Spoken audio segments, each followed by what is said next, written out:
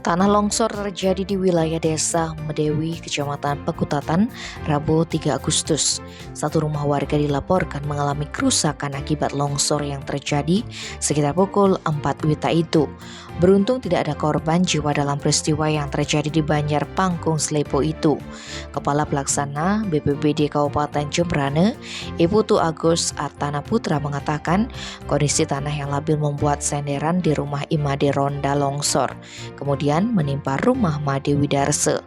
Akibatnya dapur dan rumah tempat tinggal berukuran 4 x 2,4 meter milik Widarse rusak.